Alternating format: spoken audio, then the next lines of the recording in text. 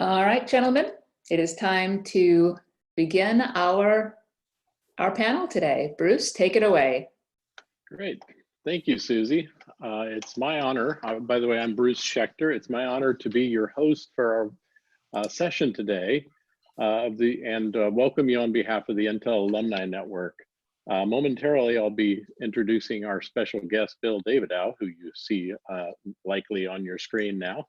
I have to say, in some sense, this event is a reflection of the way the coronavirus, although unfortunate, it has actually brought the world closer together. And in this case, what I mean by that is just a month ago, we were planning to stage this event in the comfort of an auditorium of a local Palo Alto law firm, all together in one room. Well, obviously, things changed very rapidly since then, and it became obvious we need to do this virtual.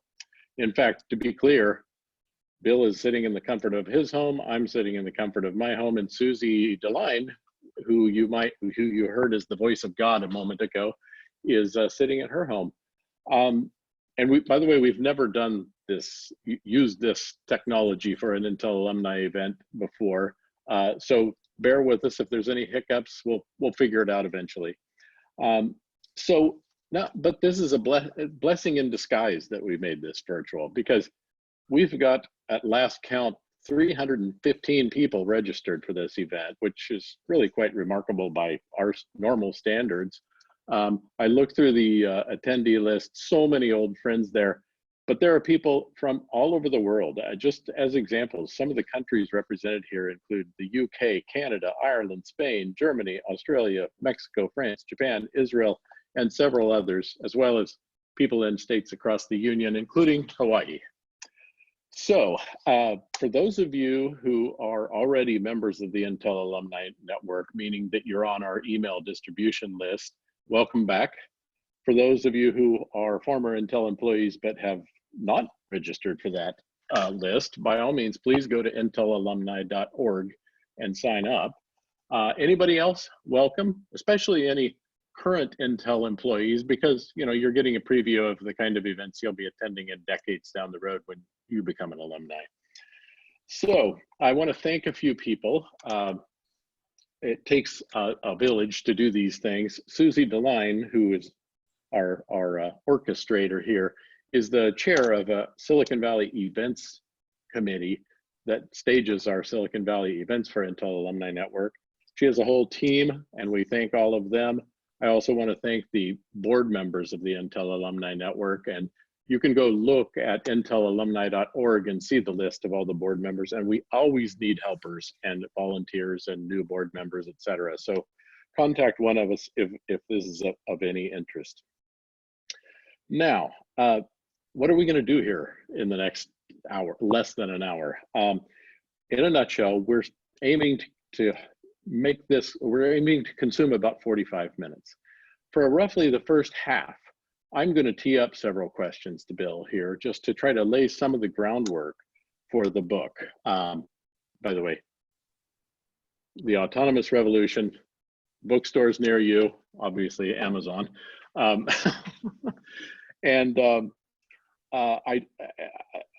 lost my train of thought. Okay. So for 45 minutes. So for the first half, I'll tee up a few questions to just lay some groundwork and help Bill have a chance to just give some of the basic ideas that he's presenting here in this book. But the big focus today will be Q&A, where we encourage all of you to submit whatever questions you have. Susie and I, while Bill is talking, we're going to do our best to cull through all the questions that come in. And I hope there are a lot of them, so feel free. But ask early if possible, because it's going to take us time to process them. We're anticipating there'll be far more questions than we can present, so we're going to do our best to find common themes and present those to Bill to represent the breadth of interest as well as we can. So again, like back to basics here. Bill co-authored this book along with Michael Malone. I think Bill, I think maybe it's your fourth book, something like that. Fifth, very good. Okay, and I think I read the first one at Intel back in the very early days, not long after I arrived, because it was required reading for all of us, marketing high technology. Anyway, let's get started, Bill. I'm going to suggest that you kick this off by reflecting on your days back in those early days at Intel, and did that experience at Intel in any way inform what would eventually become this book? Well, I was part of the class of 73 at Intel, and in that year, Intel did $66 million in sales. And I joined the company to take Hank Smith's place. Hank had left the company, and I was asked by Ed Gelbach to run the microprocessor area. And I joined Intel because I knew that the microprocessor was going to change the world.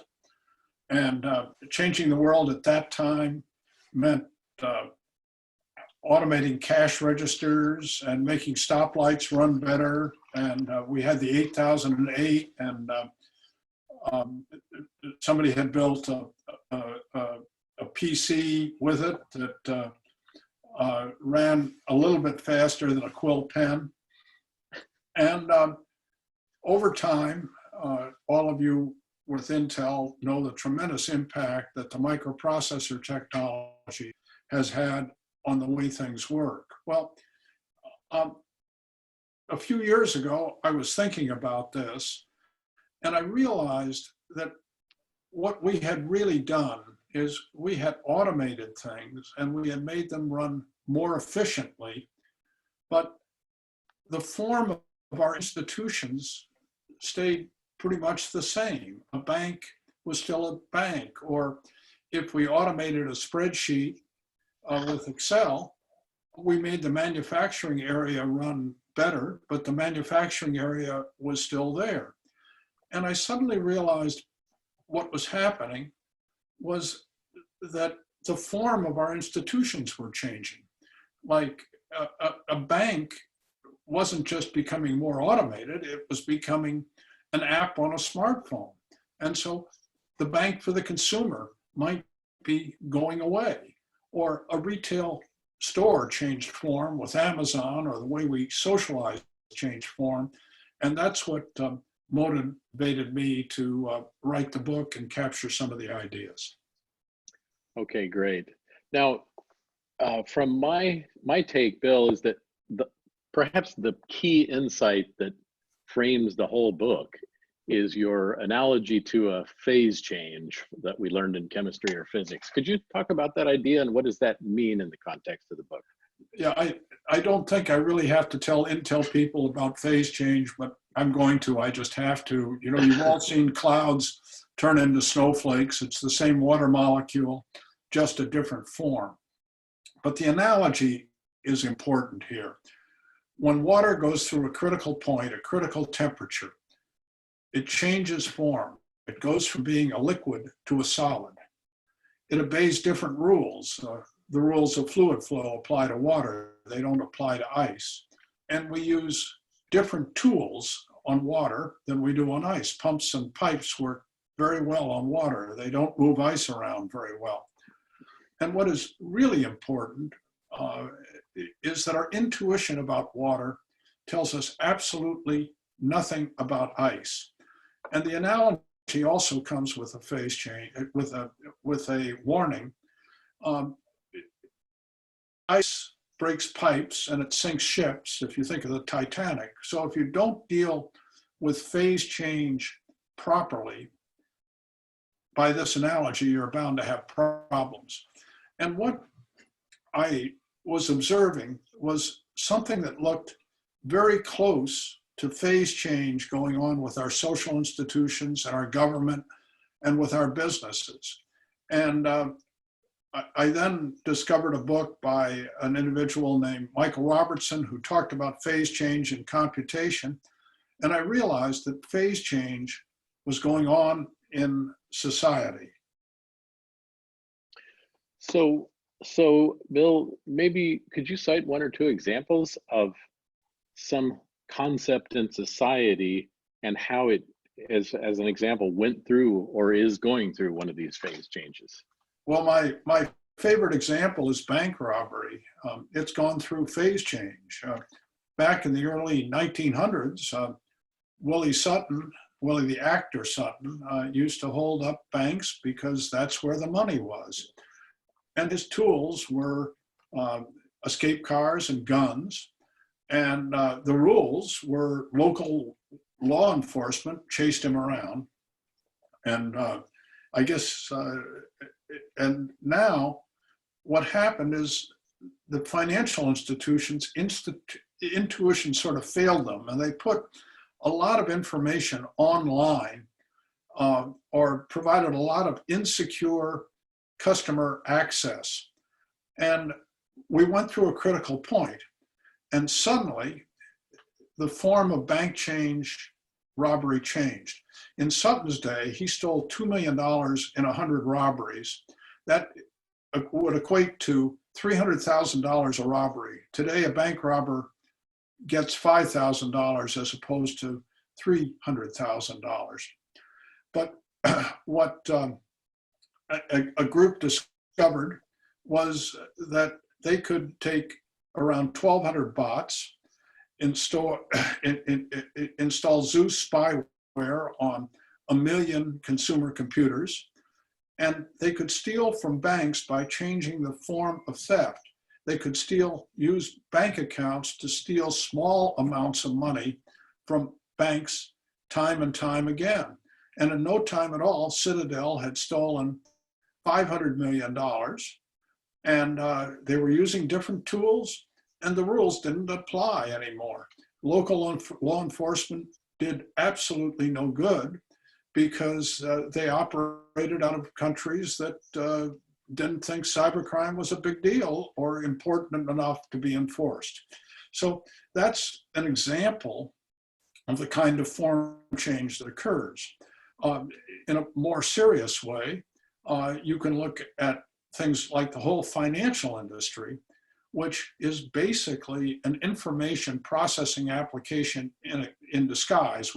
We hide it in a building with pillars and things like that, but all you're doing is doing things that a computer can do. It can match buyers and sellers or lenders and people who have sources of money. And you're going to see tremendous phase change going on in the financial industry. Okay, very good. I think this, to me, begs the question of where do you describe in the book we are headed? In other words, we're heading into the autonomous revolution, and it's only begun. So, like in some ways, you describe it as an opportunity for abundance for humanity, but you also describe many potentially very serious pitfalls.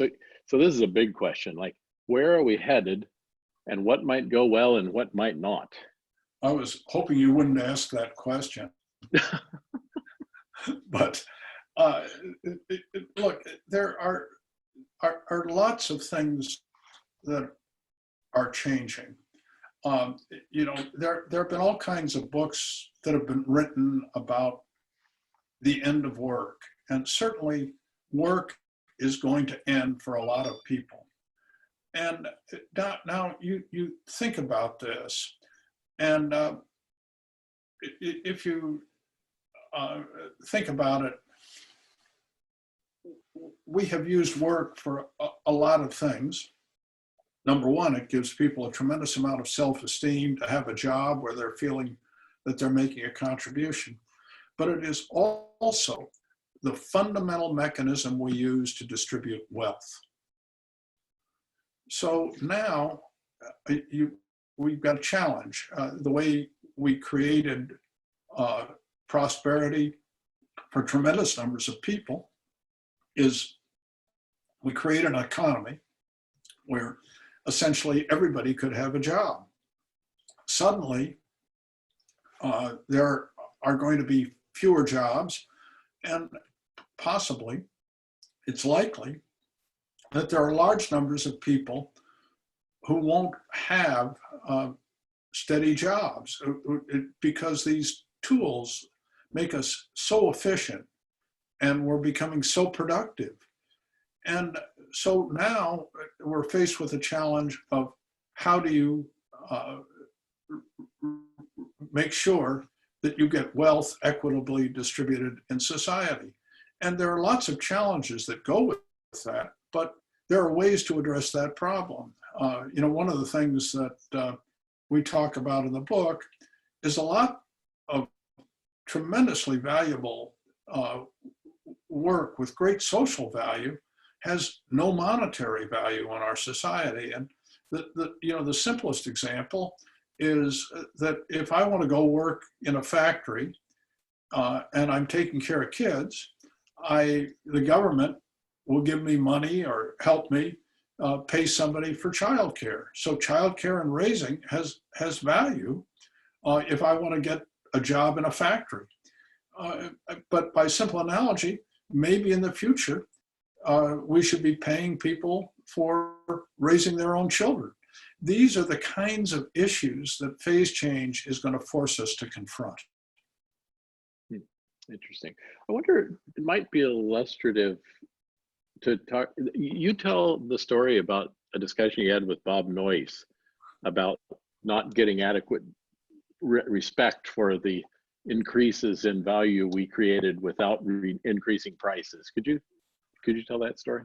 Yeah, first of all, usually when I'm talking in front of an audience, I spend about 5 minutes telling people who Bob Noyce is. So I'm going to not bother to do that with this group. But when I was at Intel, one day Bob came back from a meeting with financial analysts and he was extremely frustrated. And I said, Bob, what's bothering you?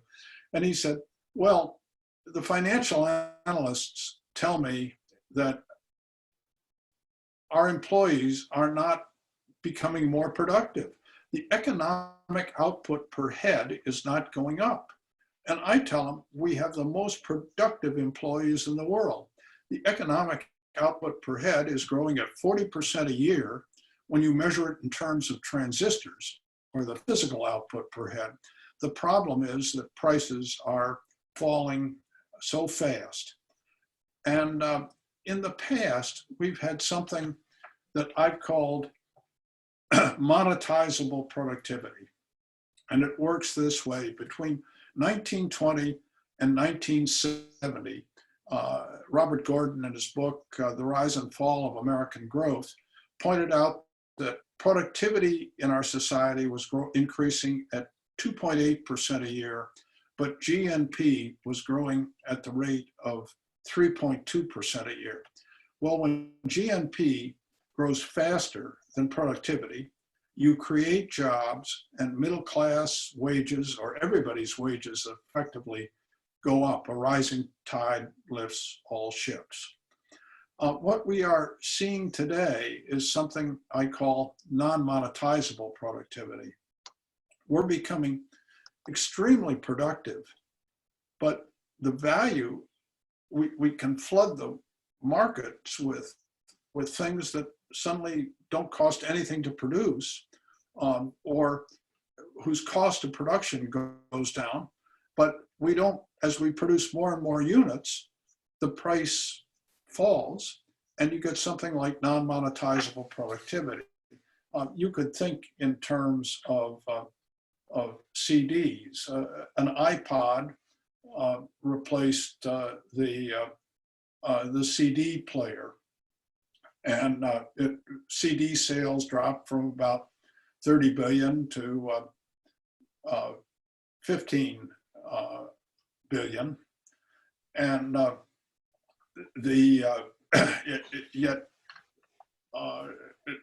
you all get your CDs and you get your music, and it's cheaper than ever, and the market shrinks in size. Okay, good. I'd like to switch gears pretty significantly for a moment and ask, I think one of the final chapters in your book talked about the effect of the autonomous revolution on governments and on democracy itself. Maybe could you give us a summary of your words there? Well, I think it has a lot of effects on government and the way government is going to work in the future. And a lot of the things that that government is going to have to do. For example, government has never had to deal with virtual worlds before. And virtual worlds operate on very different rules. And the government is going to have to face those issues, because if the government doesn't face those issues, things like free speech get out of control or privacy gets out of control. For example, for a couple hundred years, we've dealt with the myth of free speech. Now, free speech was always very tightly controlled in our country. I could say whatever I wanted to, but it was like me shouting from a mountaintop. Nobody heard me.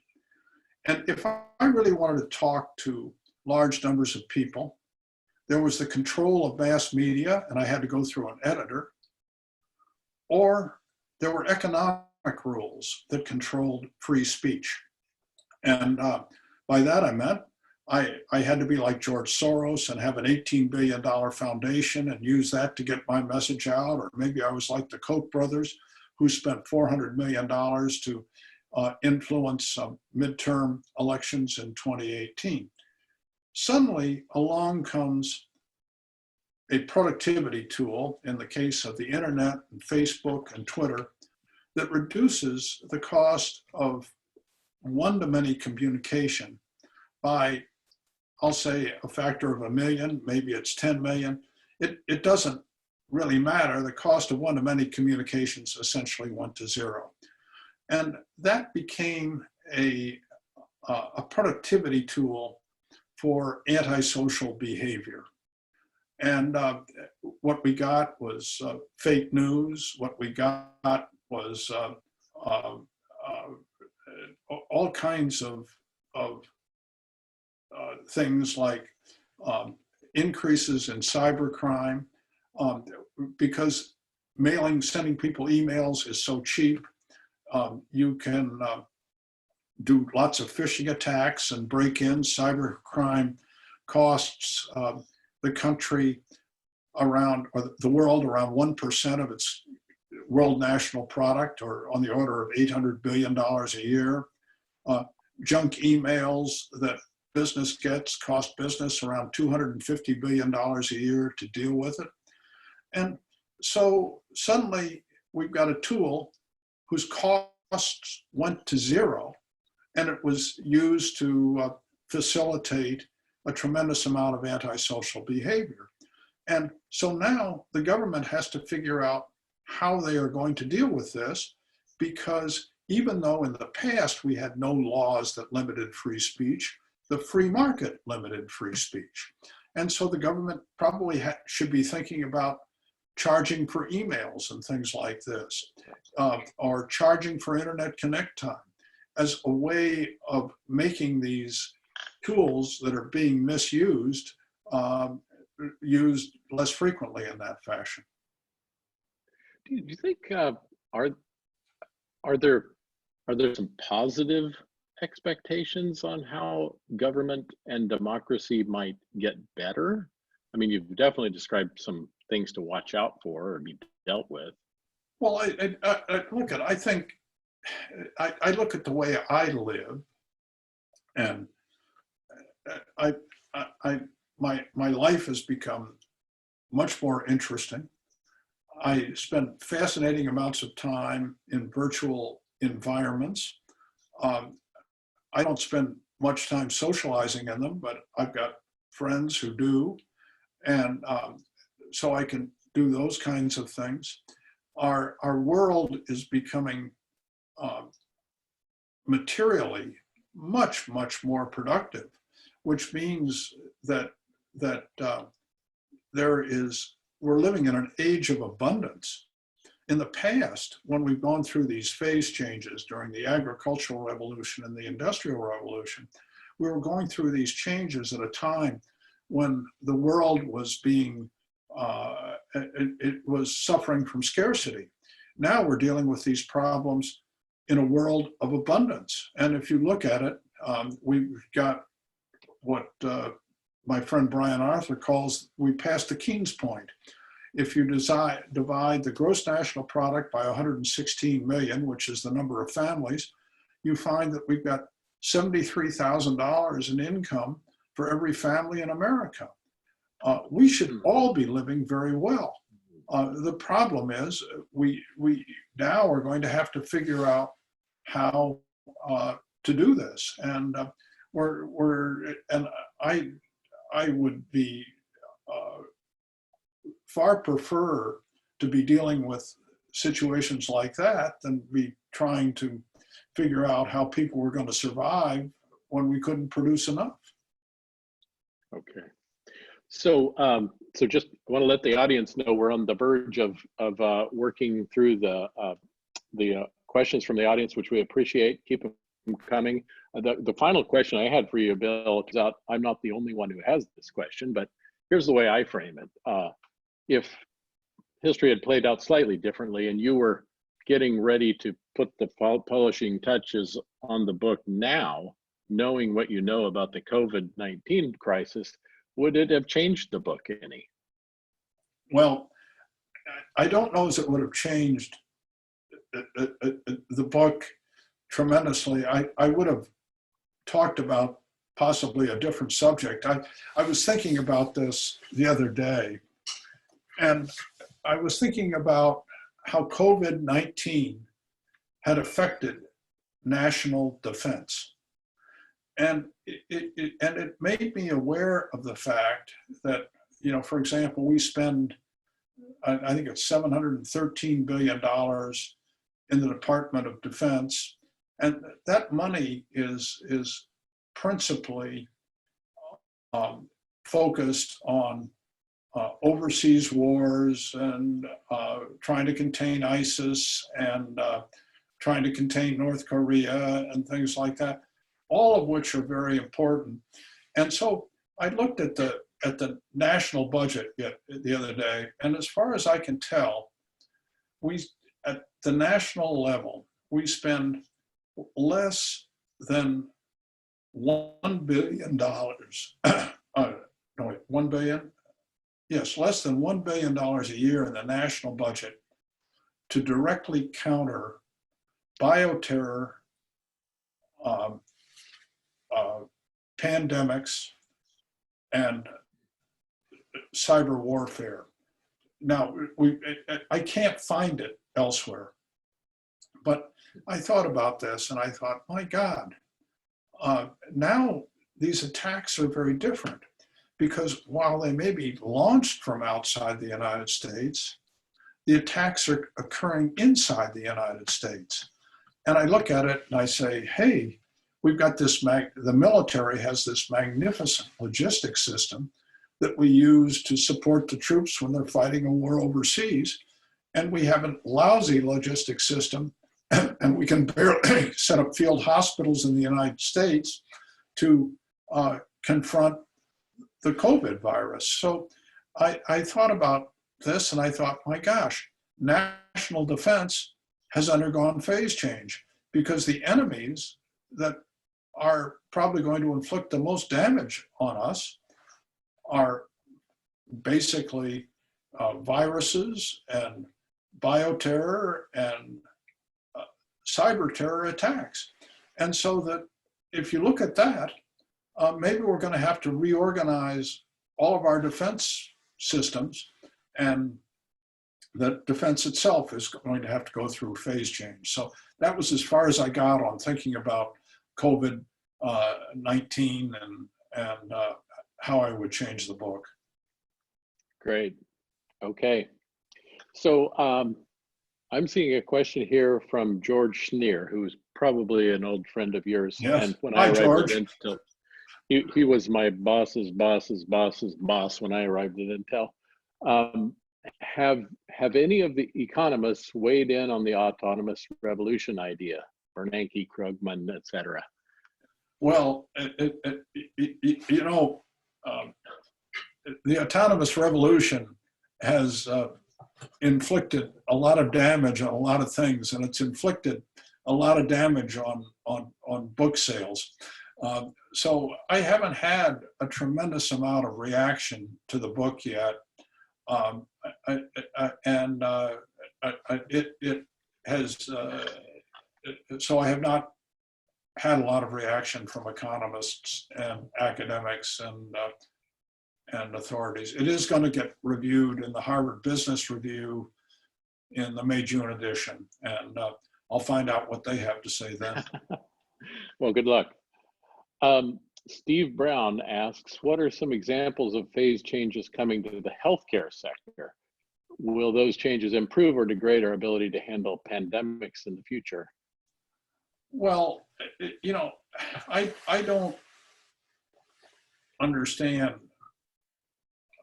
I've got strong opinions about healthcare, and I don't understand much about it. But it is clear to me that a lot of it is going to get delivered virtually. But one of the things we point out in the book is that where there's a strong physical component of things, you know, for example, like a plumber is still going to have to come to your house to fix the pipes.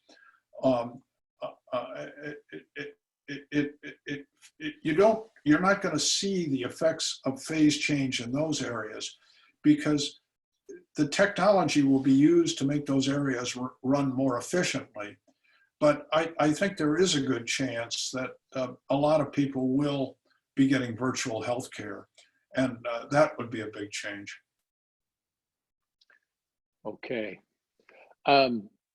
So Bill, I'm seeing several questions that are related to the future of jobs. But let me take one as an example, and we may take more. This comes from my friend Mike Calise, who says, you mentioned that many humans could be displaced by autonomy. Does the theory hold that there will be more human jobs that didn't exist today, such as in past history that often happened? And is that node, anyway, I think you get the idea. All right, so, you know, I'm one of the job pessimists. There are large numbers of people who say, in the past, all these technologies have come on and they've created more jobs than we had in the past.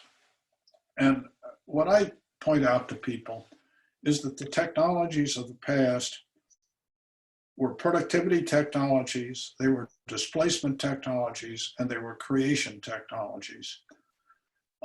The general purpose technologies, electricity, the internal combustion engine, the steam engine, things like this. The technologies of the future, AI and robotics, are efficiency and displacement technologies with much smaller creation effects. And I'd like to give you an example of that. We all are familiar with the automobile, and it displaced the horse. And you know, 427 blacksmiths lost their jobs in New York City. Another 250 carriage makers lost their jobs. 27% of the farmland in the United States was devoted to raising horses and growing food for horses. There were lots of people who worked in stables. All those jobs went away. And we all know what happened. People went to work in automotive factories. And that's what we think of. But we don't think of this. When we created the automobile, we created the need for more materials, steel, glass, and rubber. And suddenly we had to create factory towns that manufactured those products. So Pittsburgh grew and Cleveland grew. Then we had to mine a lot of coal to provide energy to make steel. And then something really interesting happened. We realized that cars didn't run on grain, they ran on oil. And so we created the oil industry. And then people who drove cars decided they didn't like driving around on mud roads. And so we paved roads. And pretty soon we created the suburbs. And suddenly people were driving, could live outside the city and drive to work in the city. And there was a big construction boom. And if you had looked in the 1970s, a tremendous amount of our economy was either directly or indirectly related to the automobile. Now you have these miraculous technologies of the future. I pointed out a little bit earlier that the iPod replaced the CD, but it also did other things as well. It created Spotify, which it is absolutely, a great service. It led to the creation of Netflix.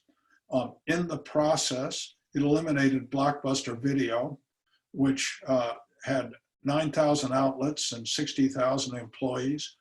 And when we were all through, and that displacement had taken place, and we eliminated, the stores that handled a lot of the material, like Tower Records and places like that.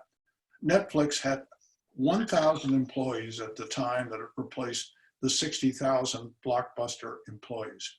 We have never seen productivity improvements like this in the past. We thought we were really hot stuff in the semiconductor industry. We improved productivity at the rate of 40% a year. If you improve productivity at the rate of 40% a year, you're improving productivity at the rate of a factor of 1 million in 20 years. Is that right? 40% a year? No, it's 40% a year.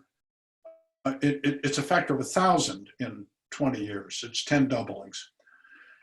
Here, we are seeing productivity increase by the factor of probably 1 million in 5 or 10 years. We've never seen productivity increases like this before.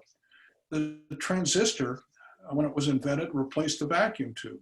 And suddenly the electronics industry grew from a $29 billion industry to a $1.5 trillion industry. There were tremendous creation effects. So I've got great concern about the jobs of the future. Here's one, perhaps last one, and you may have exhausted your thoughts on jobs, but here's a slightly different angle. Is there a safe field of, my screen went away in the middle of my question. Is there a safe field of work in the future in spite of AI and robotics? Well, I've thought about that, and I thought, gee, if I were starting out today, I'd want to become an authority on change, because if you look at it, everywhere you go, people are going to have to become an authority on change. And I would also want to become an authority on human behavior, because people's behavior, when they're challenged, is going to change dramatically. And so I would like to understand both human behavior and group behavior. And I think those commodities are in horribly short supply. Okay, great. Here's a whole different angle. Alan Wong asks the following. When the world continues to become more autonomous, people become further away from understanding how things work, or less interested in knowing how things work. People may grow even more anti-knowledge and take things for granted. Do you have any insights in terms of such societal impacts?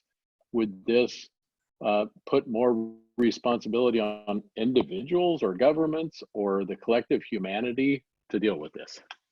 Well, I'm not going to answer that question directly. I'm going to make one observation, and it's something that is deeply concerning to me.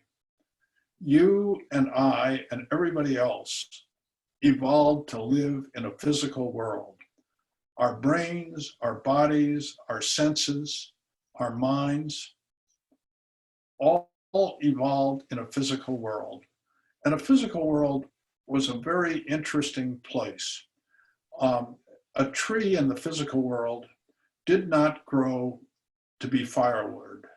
The physical world had no purpose, and we shaped the physical world to satisfy our needs. The virtual world is very different, and we have not evolved to live in it, and the virtual world has a purpose. And the purpose of the virtual world is to shape our behavior, which is very different than us shaping the behavior of or shaping the environment to satisfy our needs. And so this in some way relates to the question that I was asked, but it doesn't address it directly. Okay, very good. Okay. So Benny Genman asks the following. Bill, as productivity increases exponentially, such as Moore's law, eventually plenty of people do not need to work. But I believe oh, I'm so sorry, my screen keeps scrolling on me, forgive me. Let's see. I believe that eventually one of the most important things in life, apart from staying alive, is simply being part of something. Like, for example, being an Intel employee. You're part of a team. I believe this is crucial. What can be done to make sure everybody belongs to something? Yeah. Hi, Benny, and thank you for taking me to Finland for the first time. I think there is a need to belong, and I mean, I think one of the good things that is going to come out of this crisis is that we're going to rediscover the benefits of engaging in our local communities and with our families. And I think that the crisis is going to make us more human. And I worry that, you know, we've lost touch with the set of skills that make us a human being. It bothers me when I see people walking down the street with their kids who are 3, 4, 5 years old, looking at their phones. And I remember the discussions that I used to have with my kids when they were 3 or 4 years old, walking down the street. And I think that those types of things did a tremendous amount to shape the relationships that I enjoy today with them. So, yeah. Okay, so here's a question from, I'm sure, our mutual friend, Carl Everett. Great to hear from you, Carl. Will phase change accelerate virally in our institutions, or will it move slowly, say at the pace of Moore's law, and take decades to make its change? Rapid change, but slower than a virus. New paragraph. I'm sorry, one more thing. Where will the phase change happen first and be most impactful? Well, I think it's going to happen pretty fast. The agricultural revolution, lasted for about 10,000 years. The Industrial Revolution, 250 to 300. I think we're going to make this change to the autonomous revolution pretty much in the next 25 to 50 years. The things that will affect most are the businesses and enterprises that have the most information content. So if you look at it, banks, financing have tremendous information content. Services industries have tremendous information content. And so that those are the areas that will be affected most. Okay, good. I hope I pronounce your name properly, Sushil Padiyar, I believe. He asked this question, which there's several questions that have a bit of a tech tilt to them, and I think this is a representation. Curiosity and scientific rigor have contributed a lot to societal development through product, form, fit, and function, and cost enhancements. AI and automation seems to rely on existing data sets and existing patterns. Can AI take over human ingenuity that has led to most innovations? And what can we do to protect human ingenuity? Oh, that's a big one. Yeah, I would say, I would say that, yeah, that is a big one. I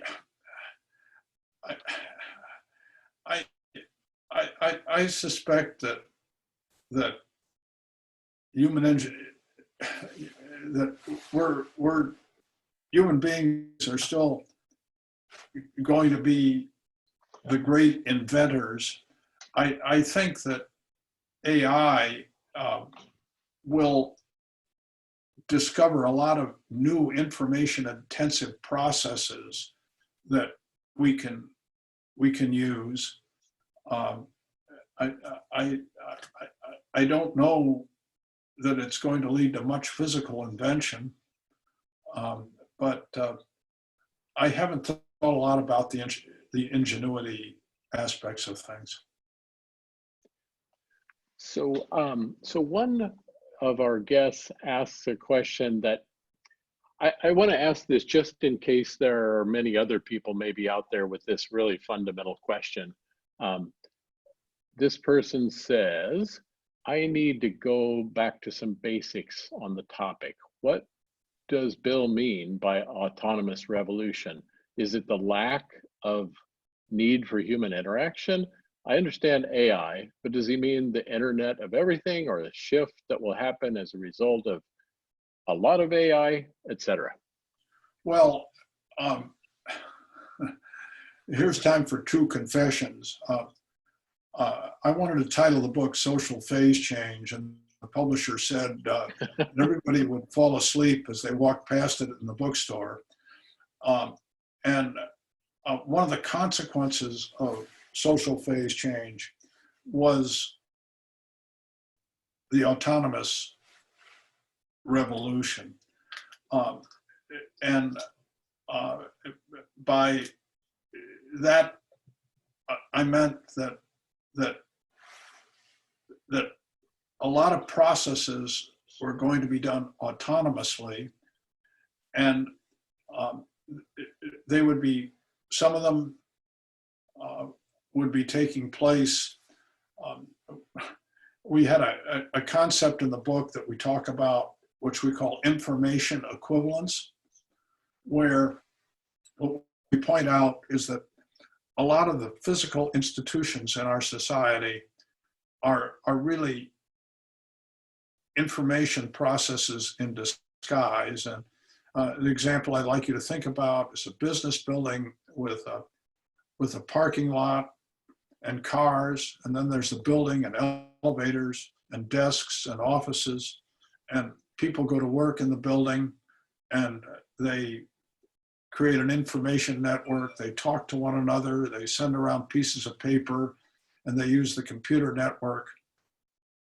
And then there's an information storage network that uses people's memories, pieces of paper, and computer files. And then we have voice recognition systems that listen to the outside world. Those are people who answer the phone. And audio response systems. Those are people who talk on the phone. And the information equivalent of that is a few racks of electronics with a blinking light. And so that was the kind of thing that we were concerned about when we labeled it the autonomous revolution, that process was going to take place again and again and again in different forms broadly throughout society. Okay, great. Well, we're approaching the end of our time. I'm going to try to get at least one more in here, and maybe some closing remarks. But so Richard Melman, also somebody you may very well know, asks this: how does this phase change impact and accelerate the winner-take-all tendency we see in Google, Facebook, Amazon, etc.? Isn't that the way we'll see the impact play out quickly? Well, in the book, that I wrote prior to this, Overconnected, I commented that when you interconnect everything, you either drive things to an average or drive things to an extreme. And in these tools are going to drive things to extremes. And so that you're going to see tremendous concentrations taking place in industries. We're seeing it in Google and Facebook, but we're seeing it in retail, and that is something that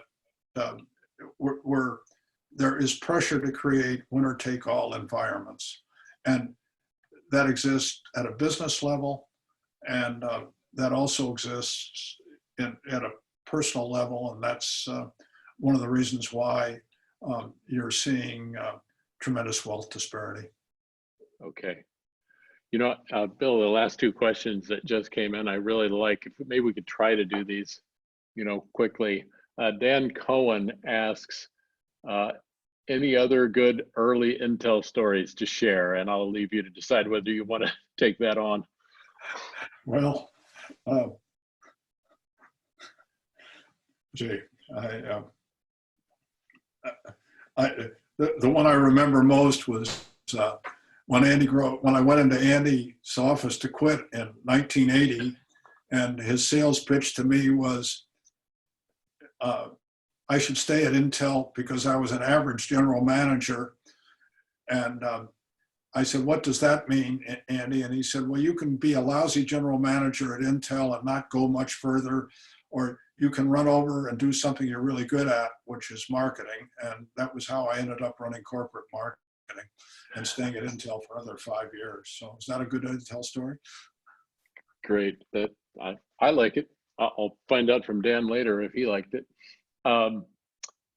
And David Mays asks, and I like this question myself. How would you compare the autonomous revolution book concept to the fourth industrial revolution, which I believe, I'm trying to remember the author's name. No, you shouldn't have asked me the author's name, but I'll sorry. think of it.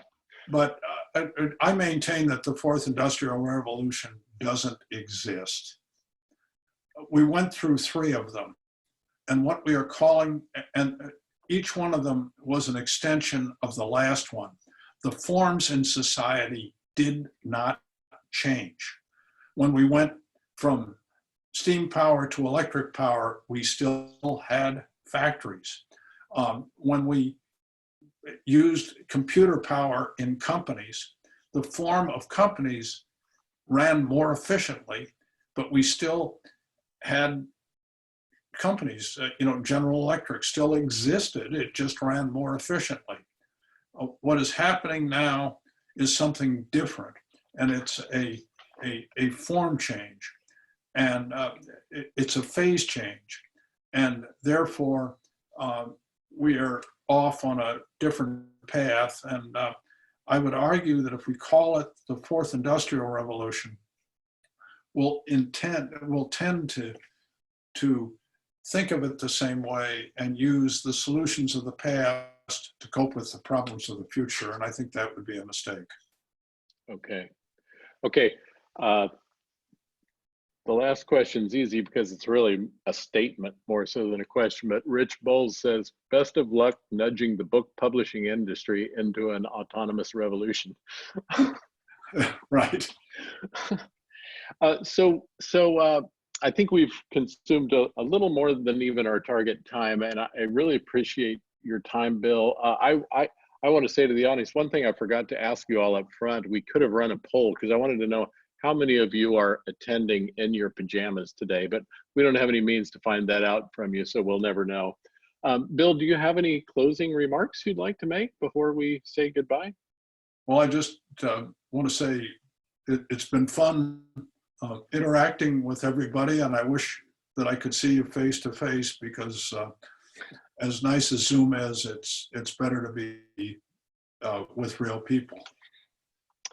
I certainly agree.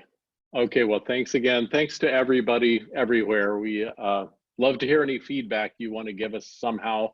Post them on our Facebook page or email us. We'd appreciate it.